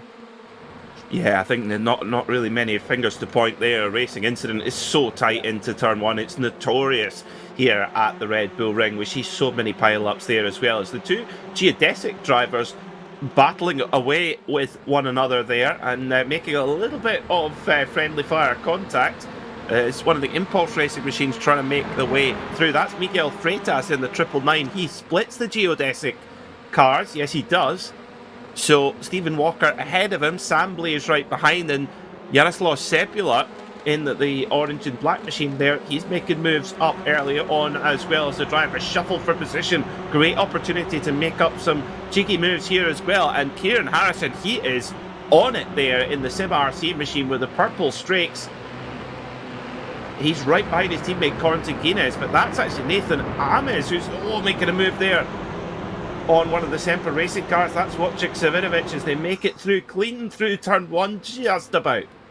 Yeah, you can see how close this racing is. Of course, we've got the Sim RC contingent making their way up a grid. Good start from Ames, but we would expect him to be a slight bit further ahead considering his little bit higher spot on the grid. But they've all done a good job, really, to stay clean at the moment. We're seeing how close this racing is on the exit. Of course, El Neil has got a really good getaway. Of course, getting that superior launch over Jamie Rushworth, he just helped him out so much. I think we got someone off on the outside, though. It looks to be the Neon cars. Oh dear. Ryan Hamilton for Prestanda Nomad off the road. Let's see what happened then. Oh, is his teammate there involved? Is it? Well, let's see. There's a couple of Semper Racing, a couple of the DCWR machines there. Oh, I think he loses on his own, you know. Oh, and takes 2 cars with him. I'm surprised. Did he lock up the rear there? It looked like one of those sorts of incidents where the rear's gone round, but I'm not quite sure how that happened, at least from the angle we saw initially. Oh, hang on. There's someone up here. Oh, he gets a help. Yeah. Yeah, a little bit of contact there, and you, like, again, don't have to repeat myself, but a lot of little contacts at the rear can cause so many incidents when you've got so little weight of the car over that rear axle. As we watch it was our race 1 almost hero in the Honda getting taken out, and that's so unlucky because there's absolutely nothing you can do about it. No one can help you in that situation. Not a spotter, not anyone, not triple screens. You're just a passenger. No, as we're going 4 wide down the straightaway here as well. It's Savinovic trying to make moves. Terry Flatten in there as well. And the Sim RC cars, the leading cars from race 1, trying to make their way through cleanly. It's not easy. It's not straightforward at all. Especially these big, long braking zones. Lots of cars jostling for position. Oh, so tight here as well. Oh dear. Out at the front then, El Neil looking very, very good. 0.3 of a second to the good from Jamie Rushworth. Miguel Freitas there in third with Sam Blees and Jaroslav Sebla rounding out the top 5 at the moment. As this is the view from Kieran Harrison. Corentin Guinness up on the right hand side with Nathan Ames there in the lead. And thing is here, Will, some real support there for the Sim RC drivers. It's better to have friends than foes in this kind of situation. Yeah, especially when you're like in one of those races up into turn number 2. You know, your teammates who are ahead, the likes of Ames, the likes of Dinez at the moment, who's ahead of Harrison, can give you that little bit of a slipstream, as we saw to such a great effect in the battle for the win and ultimately the top 2 for the race earlier on, when we saw Harrison obviously helping Dinez out after the battle. Obviously they're in formation at the minute. You know, I'm surprised we haven't seen too much movement on this lap. It does show you how hard it is to make up these places, as we see Ames try and dive to the inside on one of the Pure Sims car, a bit of door banging on Morgan Butler. We've got Guinness pushing in behind, trying to get them through together. It just looks like a bit of a Sim RC roller movement right going through. But yeah, it's always hard when you have one of those cars overtake you and then another comes through and another comes through and you think the world's ending, but you just got to get your head down and try and fight back. Well, spare a thought for James Holman. He's got that Sim RC train right behind him in his mirrors, those 3 yellow and black Hyundai Elantras. And also there's one of the SimLab cars in there for good measure as well. Now I think, is that Szilard Nagy who's in there? Or Jake Blackcall? I think it's Jake Blackcall actually, who's in that mix also. Mixing it up there with Wojciech Savinovic. Try to tell I tried the 3rd time. It's Morgan Butler in the 33 as well. There's a little bit of lap traffic to negotiate here as well. Gets right out of the way. Good stuff as the train comes through. But it's Rushworth who's now up into the lead of the motor race. He leads by 0.4 of a second from El Neil. So that didn't take long, Will, to get that move done. And it's Rushworth in the number 3 car who takes the lead. Well, considering the relatively poor start that Rushworth had, of course, not one of the things on the starting of these cars is you need to maximise your boost pressure. You know, they even have, I'm pretty sure on this Hyundai, as long as it's the same as the Veloster, they have a little boost gauge indicator which shows you how much boost your generation. You just hold the brake, hold a bit of tension on that engine, just building that little bit of more boost, you can get a much better start. And that's probably what we saw from El Neil, but Rushworth made light work of closing that gap up as we watch two of the Impulse cars having a little battle, and we see the Sim RC train try and claim some more victims as we're going, dearie me, 3 wide into that apex doesn't work. No, and that's Stephen Walker, who started quite high up the field in the 222 geodesic machine, has kind of fallen back into the clutches a little bit as James Holman hanging on as best he can as well, and Guinness, who seems to he's positioned himself on the outside line here as well. Now, will he be given the room, or will he be put onto the grass? He is given the room by Holman, and Guinness takes the opportunity here into this left-hander, ready to dive on the brakes, goes through. Yep, nice move there from Corrington Guinness. And will Guinness break away here from his Sim RC teammates? That's the question, as Kieran Harrison trying to follow as best that he can, but with it just coming up for 11 3/4 minutes to go, and they're in position to score some very, very good points. It's very difficult to do the treble and walk away. We see it very, very rarely in this championship, so anywhere really in the top 10 in the reverse grid races always scores strong points, and Guinness starting off his championship defence in good form here as well. Harrison, he's still hung back there in 12th though a little bit, so he's just a little bit mired back in the pack, just at the back of shot there. Well, of course, Ames being kind of the real loser in that situation, we saw him batted off the road a little bit, went up a place, went down a place, lost out to Guinness most importantly, being, kind of the fight for the best of the guys that started near the front. Of course, he's now making that place up on Holman, and he's able to chase his teammate once more. He did tell me via Discord message that he was on for pole before he messed up the last sector. That sounds like 2/10 pole, but you messed up the last sector, so not pole. But yeah, it clearly shows the pace that these Sim RC guys have, being so well versed in this TCR car. And I'm sure they're all sharing the same setup, so there's no discrepancy there. Well, great battle going on for the AM class lead at the moment. Dan Martin and Damon Mulqueen switching positions all the time. Car number 70, Dan Martin, and Damon Mulqueen, of course, the last lap hero, winning the AM class in race 1. He's right in there as well. Nick Clibbin's in for the fun too, in the Hyundai Veloster. Not many of the Velosters, the slightly shorter, dumpier looking machine there, along with a more kind of longer, sleeker Hyundai Elantra. So that's your battle then for the AM class, and why don't you throw in the 24 of Stuart Bickley in there as well. So it's all a huge big dogfight going on here for the AM class lead.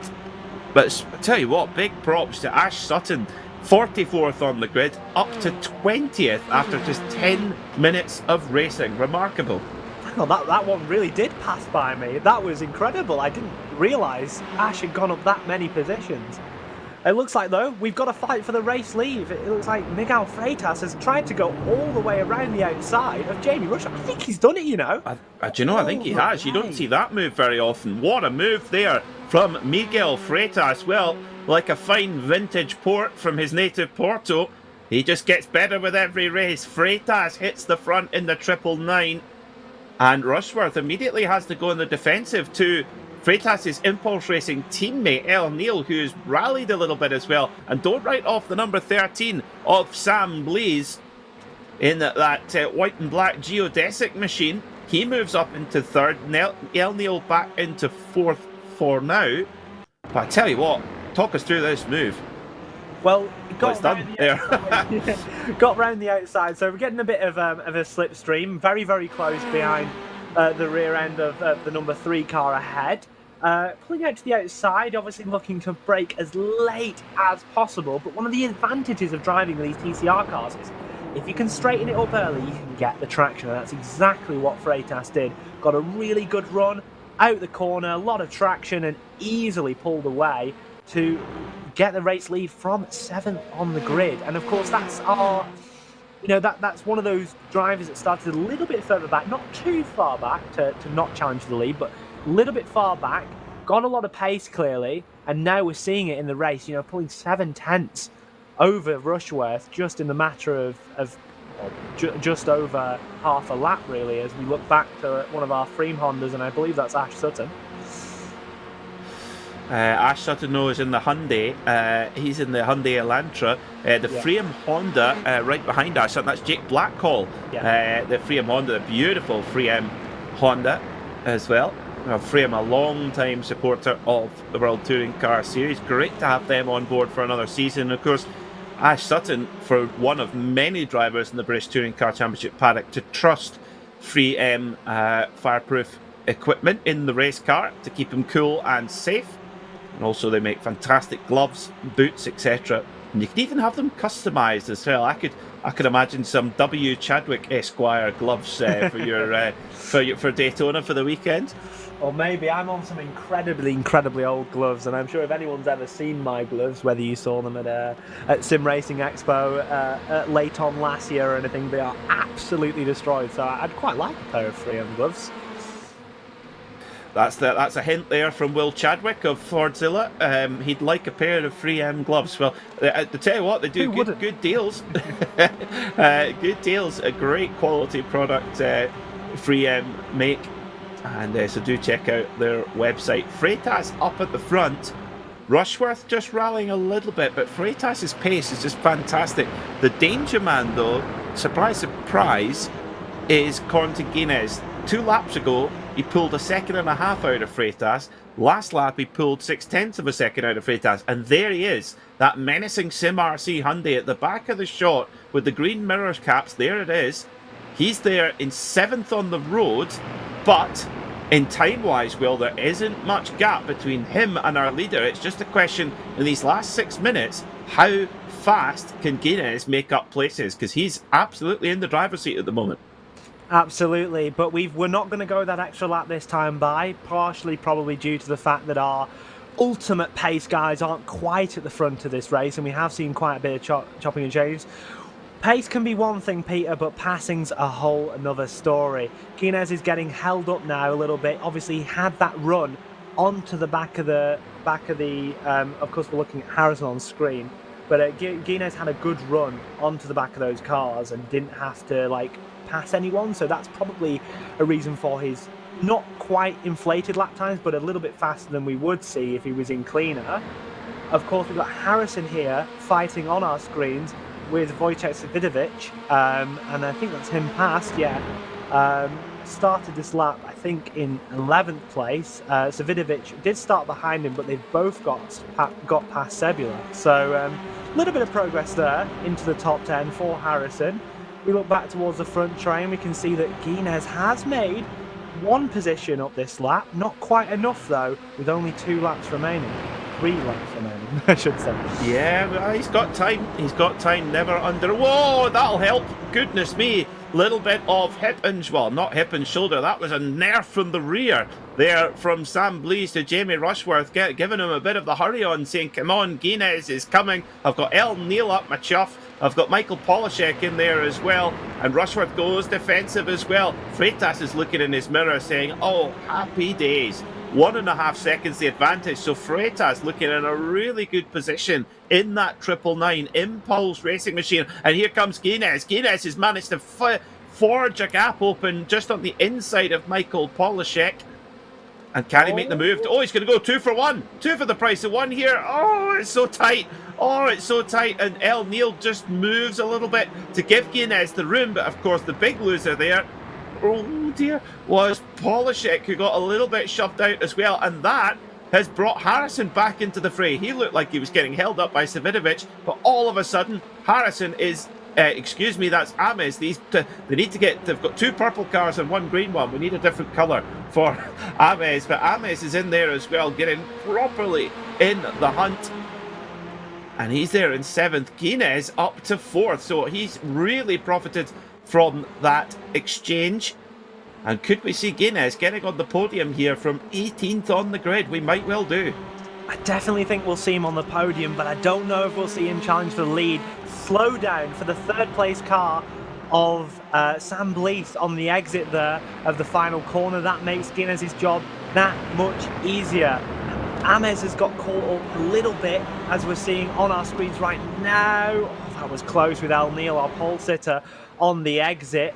Ames really struggling to make those moves at the moment. Obviously came from a little bit further back than Guinness. Of course, we saw the moment they switched places earlier on in the race. And yeah, it's just a case of trying to get onto the podium. That's Guinness for 2nd.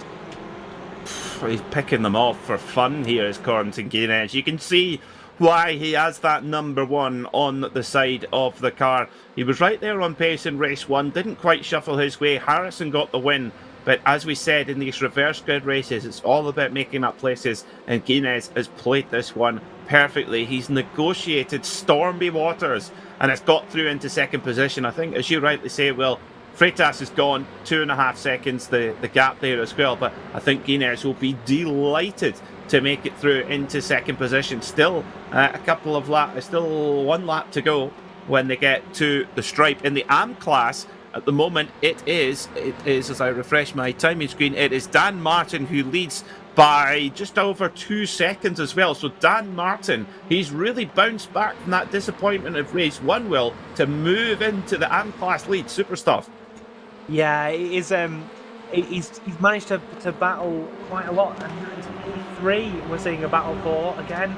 Very close on the exit. This could bring Ames into the fight for the top 3 here. Of course, Ames up into 6th place on that lap, but the bottom 3 here are fighting for it. But Ames looks like he had a slowdown. Oh dear, this is getting really feisty. Oh, big hit there coming through from one of the Pure Sims car again, and this has brought Harrison in. So there is an opportunity here for Kieran Harrison, race 1 winner, to try and pick up a few moves if he can. And as they come into the braking zone for the very, very tight right-hand hairpin here as well, they shuffle through, and Harrison trying to place his car as best he possibly can behind his teammate Ames, but can he make those moves? There's a lot of danger from behind as well. Got to be careful of that one. But Freitas away at the front. Guinness clear in 2nd. And Jamie Rushworth, I tell you what, he's going to have to get his elbows out to stay on the podium. Oh, big move from Ames there up the inside of El Neil. Gives a little bit of a hip and a shoulder. Harrison in there as well, right behind, watching it all going on, thinking, maybe I'll just take the points and come back to fight another day. Ames is going for it though. Oh, puts it up the inside of El Neil. El Neil very cleverly gives him the room. Going to try and hook it around the outside, and he does so very nicely. And now it's all right-handers to the flag here, and El Neil has that inside line. That's great racecraft there from the Impulse Racing driver as they go 3 wide into the penultimate corner. Goodness me, El Neil trying to hold off 2 Sim RC cars as well. Ames is going to try and go all the way around the outside. Kieran Harrison is right on his bumper there as well. Ames is going to try and go around the outside again. Can he? Oh, they touch quarter panels, but I think Ames has pulled the move off as well. Freitas has won the race. Ames has pulled off that move. Oh, as they shuffle around. Goodness gracious me, the timing screen's going berserk. And Freitas takes the win from Guinness. Rushworth in 3rd. And it was Harrison got the better of Neil there.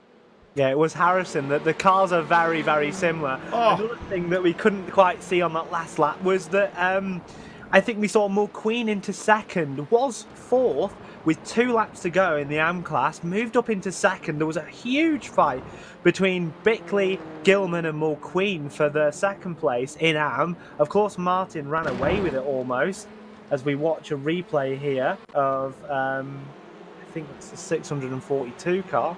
That's Mulqueen who managed to get that place on the last lap to get into 2nd place. But yeah, like I said, I was watching it closely in the background. Bickley, Gilman and Mulqueen were having a really good battle for the AM class there, and you can even see in the background of this shot there was even more going on with Harry Fox, I believe, having a good battle with Clibbons as well. It was all going on us all plenty to keep on top of here in the World Touring Car Series. Miguel Freitas wins race 2 here from Corentin Guinez and Jamie Rushworth finishing on the podium. Let's see who is going to get pole position for the third and final race here for this opening round of the season here in the World Touring Car Series. We had a 19-car reverse grid for race 1. For race 2, what are we going to have? Let's see. We can have anything up to 24. It's 21, so it's a big reverse grid here as well. And that puts Norbert Leitner on pole position. And Dan Martin, the AM class winner, misses out on that reverse grid by 1 spot. So the AM class battle once again is going to rage on in that mid-pack there, Will. Yeah. And here we have the results. Miguel Freitas coming out in first. We had Guinez in second. Jamie Rushworth took home third place with Michael Polatek in fourth. Sam Bleeth in fifth. Esteban Rodriguez in sixth. Kieran Harrison was seventh with El Neal in eighth. Nathan Ames unfortunate to come away with ninth place there. And Wojciech Savidovic in 10th. Finishing 11th was James Holman, followed by Terrier Flat, and then it was Morgan Butler, Yaroslav Sebula and David Baker rounding out the top 15. Szilard Nagiv was 16th, followed by Ash Sutton, Stephen Walker, Jake Blackhall and Oyston Hereford. Great run there from Ash Sutton, 27 places gained. Our race 3 pole sitter will be Norbert Leitner, finishing 21st, and then your AM class winner was Dan Martin, followed by Damon Mulqueen, Andreas Gilman, Stuart Bickley and Nick Clibbins, all separated by just a handful of seconds. Very, very tight in that AM class. Spencer McCarthy, he was 27th there as well. Not a good race for Ross McFarlane there. Season 1 champion taken out on lap 1, corner number 1. He could only recover to 32nd. That means he will start 32nd for race number 3. So you can see several drivers there in the top 40, still just within half a minute, of the lead as well. 41st was Richard Simler, followed by Marcus Law, Neil Stevenson, Alain McCain, Niklas Laubies, difficult start to the season for him, followed by Carl Johnson, Nathan Davies, Akram Zanouni, Alex Conde and James Parker round out your top 50. So 50 cars finishing on the lead lap. That's impressive. And the remaining 6 who did not finish on the lead lap: Mike Pollard, Neil Rocks, Ryan Hamilton, Daniele Guidici, Pete Newman and Rafael Drechaz.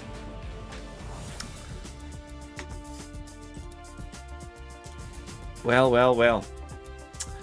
So, Miguel Freitas, a winner in the World Touring Car Series. A fantastic drive. Yeah, a fantastic drive, like we said. Came up from 7th on the grid, obviously had that little closer run to the front of the field, but do not take anything away with how Freitas pulled away there. Very commanding, did the moves very well. We saw that fantastic move for the lead around the outside of Jamie Rushworth, and, hats off. 2.5 seconds ahead of Guinez. It was 2.5 seconds when Guinez got into second with a lap and a half to go. It stayed at 2.5 seconds. So it does show you the pace that Freitas did have there. It is by no fluke that Freitas won that race. No, definitely not. No, you're absolutely right. Just looking at the fastest lap times as well, Guinez was a 1:40 flat. In fact, get this, this is classy. Set his fastest lap on the last lap. With a 2.5 second lead from someone like Guinez to be pushing on. Maybe he felt he had to be pushing, because when you see Guinez plus anything in your mirrors on your timing screen, you think, I can't afford to slip up here because he'll be on me. Reminds me of Sebastian Job. I look back in the mirror, see a world license, Sebastian Job, 2019 PES winner, I think it was. 2020, I should say. Scary thing. You always remember those key guys in the championship. You don't want them to catch you. You want to run away. You want them to kind of stay as far away as you can. But yeah, you do often try and have to up your game, especially when you've got the big, talented, the number ones of the series behind you, and that's clearly what Freitas did. But I don't think Guinez was ever catching Freitas there with the pace that he had and how well he commanded that lead and how early he got it. Just a fantastic win, really. Yeah, very good indeed. I mean, Guinez 16 places gained there as well. Looking through the lap times we saw in our YouTube chat, Nathan Ames really, he wanted to be up in the top 5. In the end, he finished 9th. You can see why he says that, because he had the fastest lap of the race, 1:39.5 for Nathan Ames. So it just seemed that the way the race played out, he just didn't quite get the clean air to unleash that pace as well as he would have liked to. Well, of course, we saw Ames with that, what I perceived to be a slowdown on the final corner with, I think it was either the last lap, onto the last lap or the lap before. And that really, really hampered him because of how close that, second or, kind of second to 10th place pack was. It dropped him back a few places, got him into Kieran Harrison's grip, and it kind of just ruined his momentum that he was carrying. I said just before the end that he might have a chance for third place as the top 3 were fighting. He was 6 over the line at one point, but it shows you how quickly and how competitive this grid can change around. We saw very, very close gaps, and one mistake like that and you've gone back several places. Yeah, absolutely, you do, and that is what we're going to talk about, I think, throughout the season here in the World Touring Car Series. You're watching the opening round of the World Touring Car Series here on RaceSpotTV, with thanks to Buttkicker and to Free M UK for their support of the championship as well. Great to see so many of you watching here today on RaceSpotTV. Do let us know where you're watching from, who you're cheering for, and if you've got any racing snacks there with you in your own viewing area as well. Unfortunately, I am snackless here in the RaceSpotTV commentary box. How about you? Again, also snackless. I've got a bit of water in a Smarties cup, but that's about as exotic as it gets around here in the Will Chadwick sim rig. So I'm not quite sure. Well, I've had a nice cup of tea. That's which it says Mr. as well. We got Mr. and Mrs. Tea mugs for our wedding present last year, so I've got my Mr. Mug as well. It's usually Gromit or Stuart from the Minions movie who I've got mugs with their faces on it. So it's normally that, but I've got my more grown up Mr. Mug today as well. Race 3 coming up. You're going to see some pretty big names there in that top group, Will. We've got Norbert Leitner starting on pole. Jake Blackall in there. He'll start on row 2. Row 3, Ash Sutton. I mean, after coming up 27 places in that race too, you got to think that Ash Sutton's up for it. Norbert Leitner, he'll be up for it. They're all in there.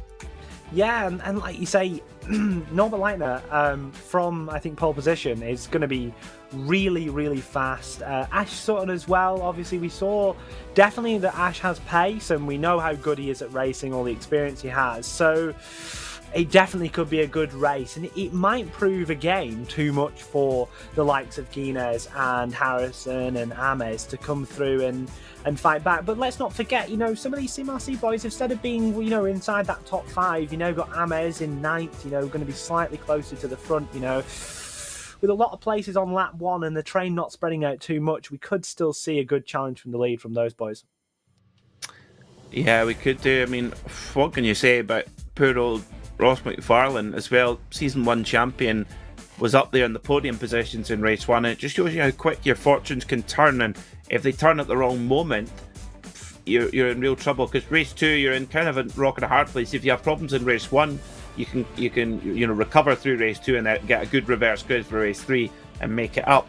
It's kind of happened in reverse for Ross. His incident there in race 2, just a racing incident, very unfortunate, in the kind of 3 cars don't go into one on lap 1, very typical of the Red Bull Ring. Finished 32nd in that race, and he's going to have to start 32nd. That's a tough ask from there to get any real points as well. He's going to be on the back foot early in this championship, it seems. Well, if we think that Ash Sutton went up 27 in the second race, if Ross McFarlane can do that, I'm sure we'll be very happy with that result in race number 3. But, there's plenty of time, there's plenty of chance for anything to happen.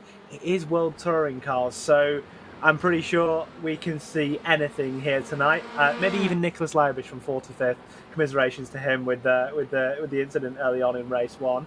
But yeah, it's going to be an interesting one again. Like I say, I think we could see bit of a run away from the front. I don't know, we could maybe even see Ash Sutton win. Of course, I prefer to see him in a Ford Focus, personally, and I think that's a big ploy to get it onto iRacing. But of course, in the Hyundai today, not able to represent himself in the Ford Focus that he did race in the last season of British touring cars, and seems to be adapting to the new machinery well. Yeah, he's very experienced in the sim, of course, is Ash Sutton. So yeah, I think you can't write off Norbert Leitner at all. He's very, very good in a TCR machine. He's going to be a threat. Looking at the pace, yeah, 140.1 best lap time for Norbert Leitner for Impulse Racing in that second race. Ash Sutton, a 140.3 was his best. However, the best lap times are a little bit misleading, I suppose, Will, because here often the driver's best laps are often when they step over track limits. I mean, Ash Sutton said a 140 flat on the last lap, but obviously broke track limits, so that didn't count. Yeah, and like you say, it's a completely different condition again for this race. You know, the track temperature's gone up 6 degrees, and as I mentioned earlier, you know, that can be a lot of lap time, so I wouldn't be surprised to see those lap times take another step back. Track temperature has gone up to 48 degrees, so it's by far the hottest session we've had tonight, and it is going to affect the way the drivers approach it. That's why they're all out on circuit, as you can see at the moment. You know, they only get 10 minutes of practice maximum, which they won't really get because it takes a few minutes for them all to get into the server. So, you know, you're only looking at about maximum maybe 6 minutes of practice to get used to these new conditions. You've got to see how the car's handling. Do you want to drop a litre of fuel because you're going to be using a bit less, doing a bit slower lap times? You know, all of these little small considerations that the drivers are going to have to take into account. And it's the beauty of this type of series where you're switching sessions a lot of the time and the conditions are always changing. It does bring in different setup quirks, different characteristics, which could end up being crucial. Yeah, it certainly could be. Yeah, 48 degrees Celsius on the track. It's really, really hot. We actually hit 40 at Knock Hill last year. Believe it or not, through the really baking hot summer that we had last year. But 48 degrees here in iRacing, that high temperature will make the surface really, really greasy and slippy. The tyre won't really be able to really grip as best as it can. And tell you what, the front tyres of these cars take a real pounding with over 350 horsepower going through the front wheels, especially with a turbocharged power delivery also. Tell you what, when you throw in a 48 degree Celsius track temperature as well, those front tyres are going to take a melting around here. Yeah, I certainly wouldn't want to be made of rubber having 450 Newton meters put down through me every single exit to a corner on a day like this. It certainly will be quite torturous for those tyres out there, but yeah, it'll be interesting to see what happens, really, and whether the increased tyre will have an effect on the race, or whether only over the course of 20 minutes it'll be rather ineffective. Well, this is how they will roll off then for the third and final race of the opening meeting of the year for Season 3 of the World Touring Car Series, brought to you here live on RaceSpotTV. It will be Norbert Leitner who will start on pole position in his Impulse Racing Hyundai alongside Oyston Hereford, with Jake Blackhall, Stephen Walker, Ash Sutton and Szilard Nagy rounding out the top six. Then it's David Baker, Jaroslav Sebula, Morgan Butler, Terje Flatten, James Holman and Wojciech Savidovic. Starting 13th will be Nathan Ames, followed by El Neil, Kieran Harrison, Esteban Rodriguez, Sam Blees and Michael Polishek. Starting 19th will be Jamie Rushworth, followed by Corentin Guinness and Race 2 winner Miguel Freitas. Then it's the AM-Class winner from Race 2, Dan Martin, followed by Race 1 AM-Class winner Damon Mulqueen and Andreas Gilman in 24th. So 55 TCR machines lined up ready for 20 minutes of action to close us off this evening. The green flag is being prepared, the revs begin to build. Who will get that right launch down towards turn 1, off they go, green, green, green, we are racing. Oh, it's a terrible getaway for one of the Pure Sims cars. I think that was that was David Baker, I think, who's on a terrible getaway, just could not get it hooked up at all. This car's firing off into the walls. Ash Sutton makes a move up into 5th position straight away, but 2 cars there off, Will, with big damage. Yeah, there was a crash on the opening straight. It looked to be one of the Hondas around. I'm not sure if it was a 111 car. And I was watching the perspective of Nicholas Laubish, who was so close to disaster yet again. But yeah, a bit of a chaotic start there on the front straight. Most cars survived considering how far back the incident was, but certainly not your ideal start to the race. No, not at all. We've got several drivers already towing back to pit lane. Mark Johnston, Matthias Pentola, Carl Johnston, Mike Pollard, Daniele Guidici and Pete Newman all going back to pit lane for repair already. So disastrous start for them as we progress through the opening lap. Norbert Leitner, a perfect getaway. He's got Øystein Herford right behind there in the black and yellow machine. Then it's the 3M Honda. Jake Blackhall's had a pretty decent night at the office in one of the leading Hondas. Oh, it's a blown engine. Blown engine for one of the DCWR cars. Cars off everywhere. Was that Jack Cedric involved? What on earth was going on there? One of the Hondas just torpedoes across the road, and it's all arms and elbows. We're lucky not to get a safety car there. Oh yeah, dear. And you just saw there the perspective of the red Urano car just go through the middle of everyone. As you can see, so close to getting contact there for Nicholas Laubish, of course one of the highest rated drivers according to the iRating system with inside this field. And yeah, it's not the ideal start. You know, you had quite a bit of contact there. A lot of people are going to have really heavy damage, and a lot of races over before we even got to turn 1. It's interesting there, the Honda, I think it was Matthias Pentola, it just went straight left. It's almost as if he got a contact and that turned him around. Otherwise he must have had a technical failure because he just carved across the road. And that kind of triggered the whole melee there. Well, we carry on, and Norbert Leitner's made a really good start to this race as well. Blackhall also. Jake Blackhall has moved past Øystein Herford, so it's Hyundai from Honda at the front of the field. So Blackhall in the 3M Honda, great start to the race. Guinness, he's made up a couple of positions so far, just taking his time and picking up a few spots as he goes. Yeah, and Pentola did have contact. It wasn't a wheel failure or anything. Had a small contact with one of the other, I think, the pink Hyundai. I remembered the name. It was Mark Johnson. And then it looked like he was kind of going for the inside, but didn't account for the car being on his inside as well. So it was just one of those moments where you don't quite see the full picture around you, and you have a little bit of contact, which obviously caused a huge wreck, really, at the start of this race. Yeah, massive. The biggest we've seen so far, I think, this evening. As there's a shuffling going on there. Terje Flatten trying to hold off Jaroslav Sebula there as well, with his teammate Wojciech Sidovic in there as well in those black and orange Hyundai Elantras. Morgan Butler in the number 33 in that SimLab car, holding off the Semper Racing driver there. So, pretty chaotic start to the race here in the opening 4 minutes or so of this encounter. It's Norbert Leitner then who leads from Jake Blackhall, Øystein Herford in 3rd, Ash Sutton up to 4th. Now, who's that with a slowdown penalty? It's one of the drivers a lap down, just letting the field go through. And, yeah.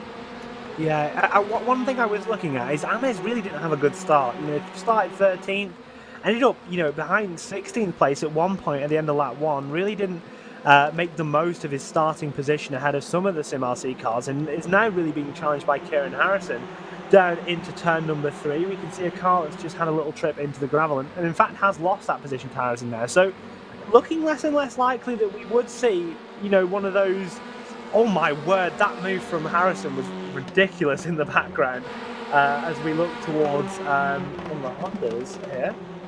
You can see that the SimRC train has made its way back together as we touched on last race. But yeah, a little bit of a disappointing start for Ames. I would expect a little bit more, but I didn't quite see the first lap, so I'm not quite sure as we look back at a replay here. So let's see Harrison's move then as well. He's in one of the purple straight Sim RC cars as well. Puts a move up on the inside. Oh, a bit of contact there with the number 11. That's Nagy, but gets the move done nonetheless. But a problem for Blackhall, who was up in second position. He's dropped back. He's now back into fourth position. So either a mistake or something gone wrong there for Blackhall, and he's lost a position to Hereford, and lost 2 positions to Hereford and to Ash Sutton as well. So problems for the numbers 97 of Jake Blackhall there as well. So he's got it all to do again, and he's going to be pounced upon by, oh, he's more than pounced upon, he's nerfed off the road by the 222 of Stephen Walker. So Jake Blackhall, things go from bad to worse. Oh, when it doesn't rain, it pours. Let's have a look then. So you can see the geodesic car is in the slipstream here of Stephen Walker, trying to get a run down to the inside of turn number 2, technically 3 if you look at the track map, but that's a load of nonsense. Going down the inside, the 222, not quite, so didn't really make a brave enough move on the brakes, kept his nose in, and I got to put that on the 222 there because there's just not enough room. As I think Blackhall's ended up in another incident, poor guy. Oh no, it's just it's down to 11th position now as Barno is tumbling down the timing screen. It's Blackhall. He's now in 14th place, and actually, well, he does have some good dancing partners there. He could try and tag in with the Sim RC guys and try and make his way to the front. Let's see what happened then for another. He's got Kieran Harrison right behind him in the 93 car. Does he get another help? And Harrison's going to go for the same move he did last time on Nagy. Up the inside, bang, and he gets another hit. So Blackhall just getting bullied around, and the problem is as well, Will, he's likely to pick up incident points for those, although they're not of his own making. He will pick up 4 incident points for those heavy contacts, so he could be close to the 18-point incident limit by none of his own making. Yeah, and that's one of the challenges of the standard iRacing incident system. Sometimes you can just be having a really bad day, nothing's going your way, and then you get a penalty on top of things. But I'm sure Blackwell can get his head down. Not quite sure if he'd hit the incident limit yet. I think probably not, but it might be close depending on what 4Xs he did get. And now he might just have to keep it within inside the track limits and get his head down and see if he can make any more progress up the field. But a real shame going from 4th to 15th in the space of just 1 lap through no real fault of his own. The first incident, like we mentioned, when he got passed by Ash Sutton, was a case of a little bit of outbraking and then also kind of allowing Sutton to go through without too much resistance, is the best way I could put it. But then also got sent down into turn number 3. So that's kind of where it started, and it never really stopped for Blackwell. And yeah, it's just a bit sad, really, unfortunately. Yeah, it is a real shame as well. Well, the order at the front, Norbert Leitner running a really nice pace. He's used that reverse grid pole position to really good effect as we approach half race distance. He's leading by 1.5 seconds from Oyston Hereford. Ash Sutton's made his way up into 3rd place.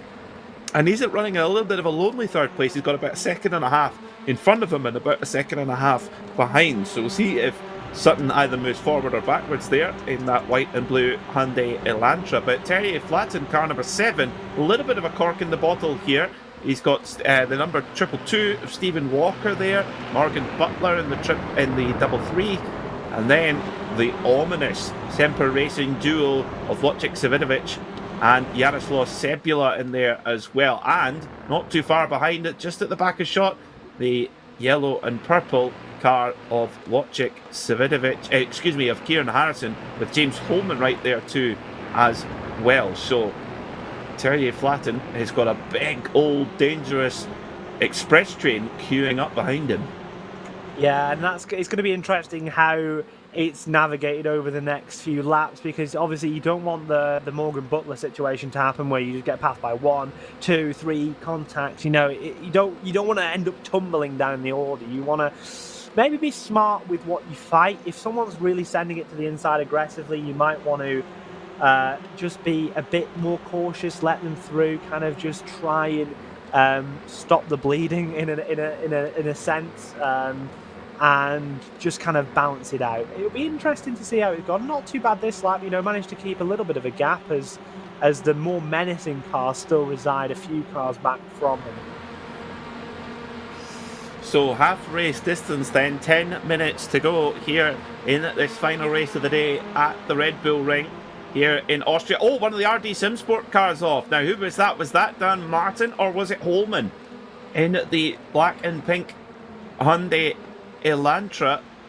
And I had to go back to pit lane as well there. It's Holman. It is James Holman.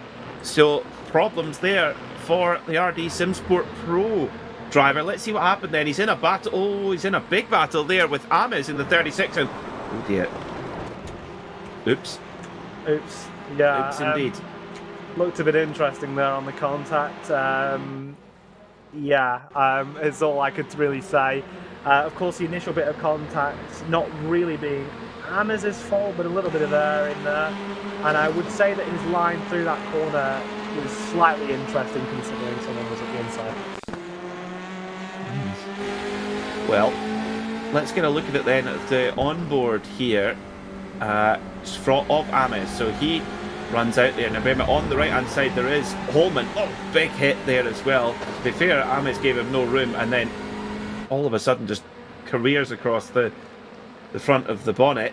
So, and I wonder if that might slow Ames up a little bit as well. Well, Guinness and Harrison are both past him. So yeah, of course we don't know if there's any suspension damage or anything to the car after that contact, but yeah, it did look a little bit interesting to say the least. Interesting what the stewards make of that bit of contact. From our perspective, it's hard to see without the plethora of replays we can have. But yeah, like you say, you don't know if there was any damage to that car after the incident, and but unfortunate really for the RD Sim Sport car, who ended up really in the barrier, and that's race over. Yeah, it was. I mean, well, a little bit of consolation for RD Sim Sport fans. Dan Martin is leading in AM class once again, 24th overall, but he has Damon Mulqueen right behind him. You can just see him there, the black and pink car in the middle of your shot. Mulqueen in the black and blue car, both in, surprise, surprise, Hyundai Elantras. It's definitely been the preferred car. We have, in the top 15, we have one car that's not a Hyundai Elantra, and that's the Honda Civic Type R of Jake Blackhall. So there we are on the screen. The black and pink RD Sim Sport car of Dan Martin leads the way in AM from Damon Mulqueen, who's had a great day at the office. Winner in race 1, second in race 2 in class, and then he's sitting right there in a good position to have a go for the AM class win. But don't write off Harry Fox either. He's right in there as well in the challenging Hyundai Veloster. Yeah, we've not seen much of the Veloster, but Fox has been in and amongst that top 3 as we look back to our SimRC trio, looking to make more progress as they go past, I think that is Sebula, and now on to Savidovic. Obviously, I think they're a little bit far back yet again, especially with this race has flown by. We're already 8 laps in, about to go on to the 9th. And with Leitner 2.6 seconds in the lead, I don't think there's going to be any challenge for SimRC for this win. But of course, they are getting themselves up into good point scoring positions again. They are, yes, and it's been a classy drive from Leitner, who holds a 3-second lead now. But the battle for second is on. Ash Sutton is all over the back of Oyston Hereford. There you go. This is your battle for second place, as the 116 of Ash Sutton trying to make a move into that second position. It's been a good night at the office for Ash Sutton. He got nerfed off in race 1, no fault of his own. Claimed 27 positions in race 2 and is set to score a podium finish here with 6 minutes to go. But which step on the podium could it be, as he tries to plot a move on Hereford, who is not perturbed at all, holds his braking point, holds his line as well, but Sutton trying to make his way through on that. Big props as well to Ross McFarlane, 15 places gained. He's up from 32nd to 17th position, right in behind Jack Cedric, as Hereford opens the door to Ash Sutton. And if you open that door, he will not only boot it open, he will knock it off his hinges and pull half the wall down as well. And that's exactly what he's done there. You cannot give him a whiff, because Ash Sutton will take that opportunity straight away. Oof, nearly strikes back there, does Hereford. But Sutton gets the move done. He's into second.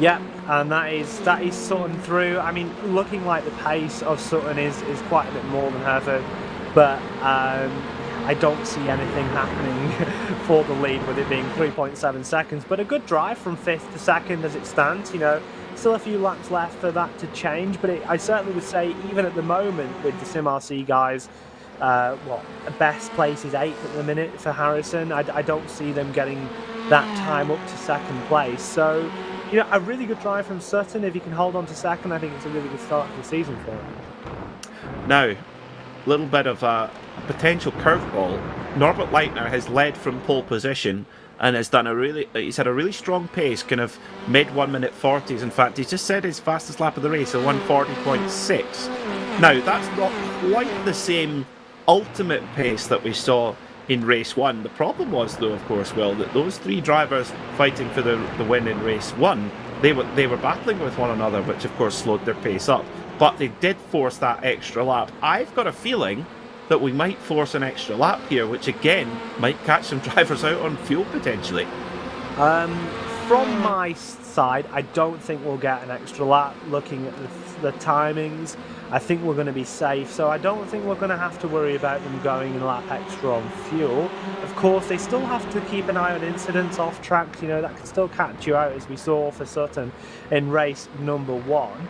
And it was race number 1 that we saw that for Sutton. Of course, a really good fight back since then. Catching the gravel a little bit as we look a little bit further back to some of the Impulse cars. We've got a battle side by side between one of the Impulses and Geodesic. Looks like Miguel Freitas, our race number 2 winner, has gone, oh gosh, that's really close for the Geodesic car of McCarthy behind. A good bit of racing here. Of course, Freitas hasn't made that much positions up, but he has made 2 places this lap, which is of course a little bit better than he had done previously. Started 21st, was 22nd starting the lap.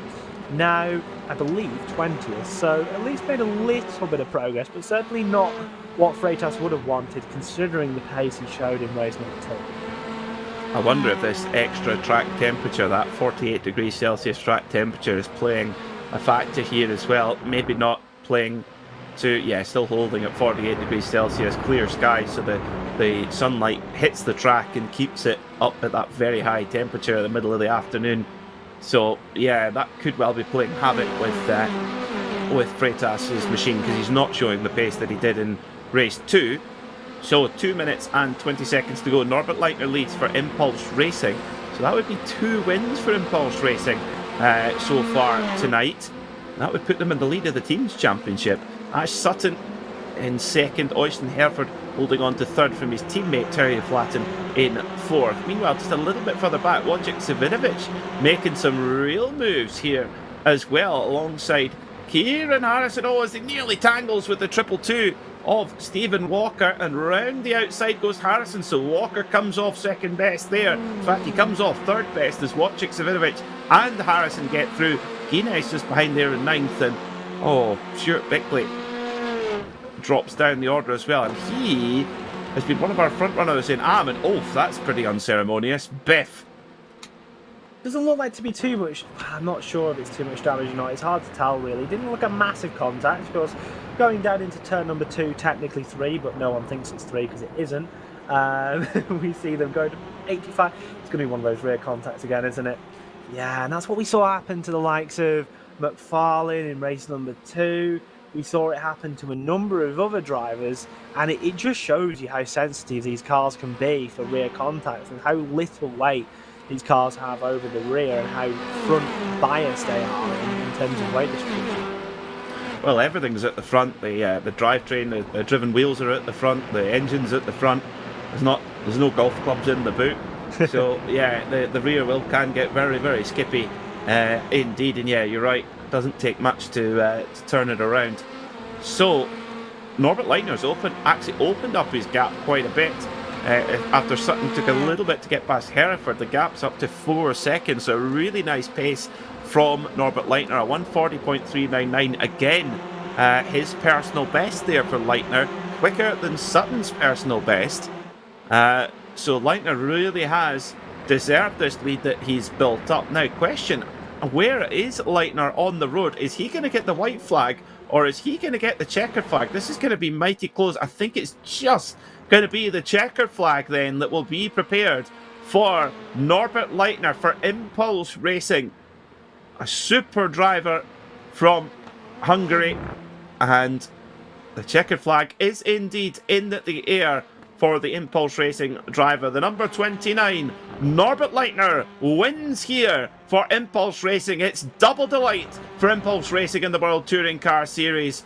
Full points here in race 3. Ash Sutton will come home in second. A great recovery across the final 2 races from him. Oyston Hereford gets the last spot on the podium, and Corentin Guinness just misses out on pipping Stephen Walker for 8th place. Guinness will have to settle for 9th place as well. And it's going to be another win in the AM class for Dan Martin.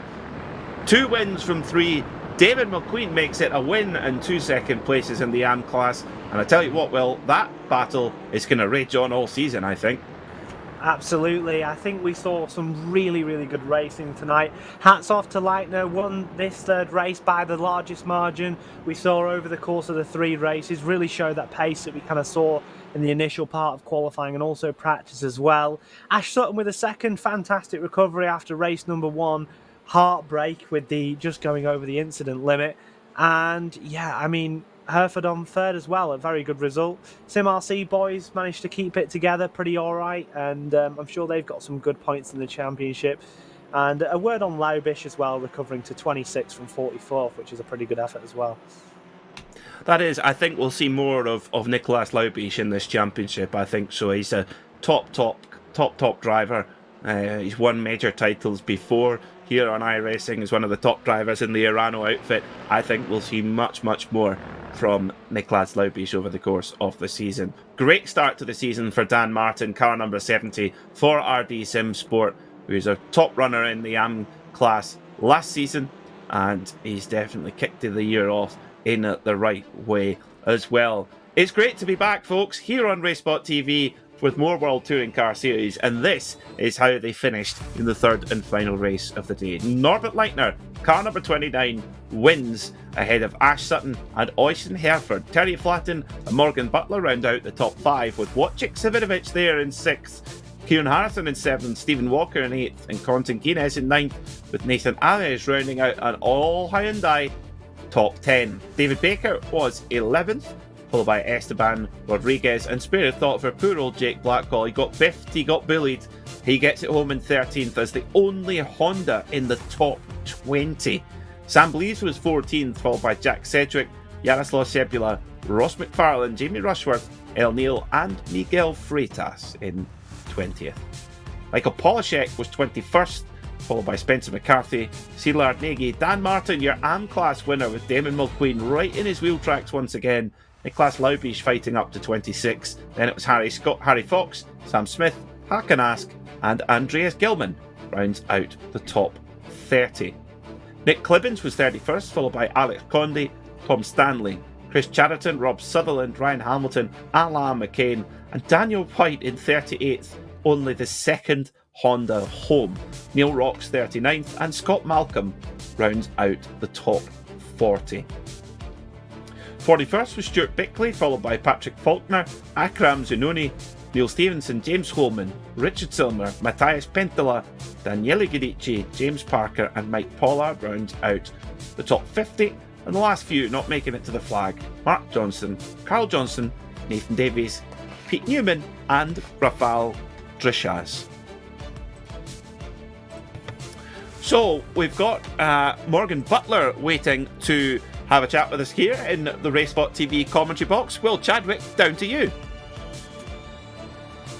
Have we got him in? Not quite. We'll drag him in. Hey, Morgan.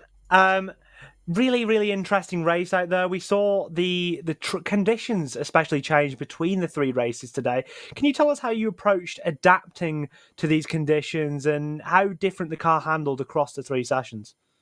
Would you like the race driver answer or the me answer? Because they're very different. You answer. We want you. I'll be honest, I didn't. I just kind of drove the car the same I did for the other 2 races. I'm not gonna lie. I just kind of turned up joined the sessions, was like, oh, it's a bit hotter in here. I'll just keep. You know what I've been doing the race 1, and race 1 was all right. What I did race 2 was all right. I'll just do the same. Should be sound. Well, it seemed to work for you. Obviously, in the final race, you went from 9th to 5th.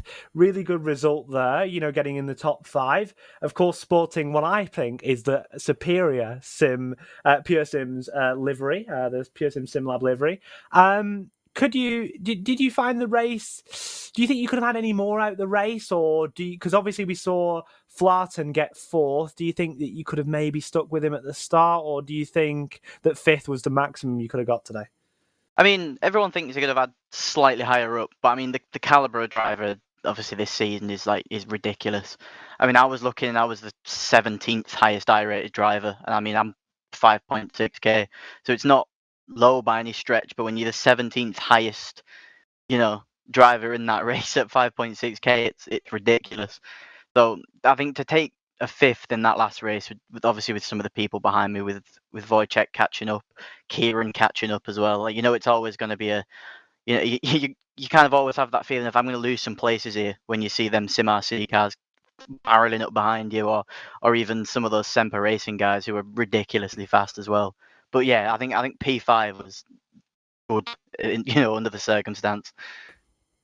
Yeah, it seems like a really, really good result. Of course, 5 from 55 is very good, and it shows you how popular this series has become. 55 cars is one of the biggest grids you'll see across all of sim racing, especially in a dedicated league. Of course, round 1 of the season, looking towards the rest of the season, we've got still 11 rounds to go. That's many, many more races, something like, I think, 27 more races. Is there any certain tracks you pick out as going to be key ones for you, or key ones in terms of where we're likely to see the most action in these TCR cars? For me, Knock Hill, absolutely Knock Hill. It's my absolute favourite track to drive, and especially in these cars.